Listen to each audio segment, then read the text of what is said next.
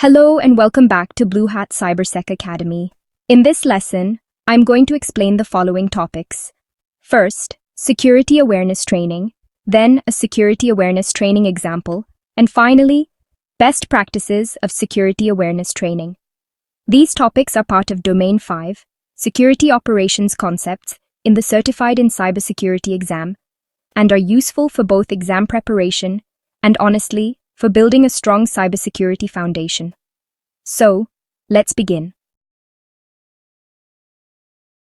The purpose of security awareness training is to ensure that everyone understands what is expected of them based on their responsibilities and accountabilities, and to identify whether any carelessness or complacency exists that may pose a risk to the organization. Now let's move on to defining what security awareness training actually is. What is security awareness training? To begin, it is important to understand the three different types of learning activities that organizations use, whether for information security or for any other purpose. Education focuses on helping learners improve their understanding of concepts and ideas, relate them to their own experiences, and apply that learning in useful and meaningful ways. Training focuses on building proficiency in a specific set of skills or actions. This includes sharpening perception and judgment, so individuals can decide which skill to use, when to use it, and how to apply it. Training may focus on low-level skills, a complete task, or complex workflows made up of many tasks. Awareness consists of activities designed to attract and engage the learner's attention by familiarizing them with an issue, concern, problem, or need. It is important to note that none of these learning activities imply a specific level of formality, location, or target audience. For example, consider a newly hired senior executive with little or no exposure to the specific compliance requirements faced by the organization. First, someone must capture their attention and make them aware of the need to understand those requirements. From there, education and training can follow. Now let's look at a practical example of security awareness training by examining an organization's strategy to improve fire safety in the workplace.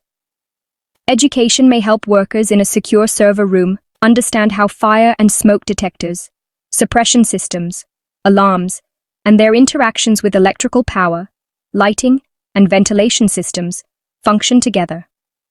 Training would then provide those workers with task-specific and detailed instruction on the proper actions to take in various scenarios, such as when an alarm sounds, a suppression system activates without an alarm, a ventilation system fails, or another contingency occurs. This training builds upon the foundational knowledge gained through education. Awareness activities would include posting appropriate signage, floor or doorway markings, and other visual indicators that help workers detect anomalies, respond to alarms, and take appropriate action. In this case, awareness serves as a constantly available reminder of what to do when alarms go off. Now let's translate this same concept into an anti-phishing campaign. Education may be used to help selected groups of users better understand how social engineering attacks are conducted and engage them in creating and testing strategies to improve defensive techniques. Training helps users increase their proficiency in recognizing phishing or similar attacks and allows them to practice the correct responses.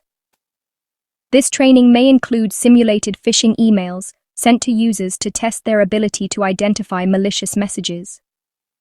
Awareness focuses on raising users' overall understanding of threats, such as phishing, vishing, SMS phishing, also known as smishing, and other social engineering tactics. Awareness techniques can also alert selected users to new or emerging attack methods. Now let's move on to best practices for implementing effective security awareness training. Organizations must maintain appropriate communication about current and potential threats to keep awareness levels high.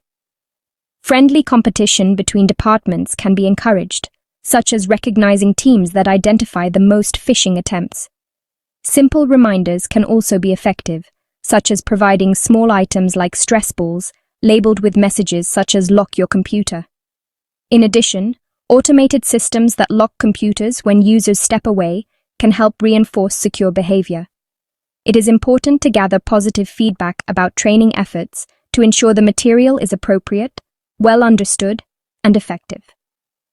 Organizational leadership must also understand the importance of training and actively promote efforts to improve the information security environment.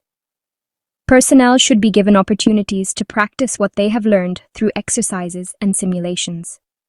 For example, organizations may periodically send simulated phishing emails and provide positive feedback to users who correctly report them. Depending on the organization's culture and risk profile, security awareness training should be a positive experience for everyone and should not be punitive unless absolutely necessary. That's all for now, and thanks for tuning in. Keep the momentum going by checking out the next video in the series, and if you haven't already, please like, share, and subscribe to Bluehat Cybersec Academy.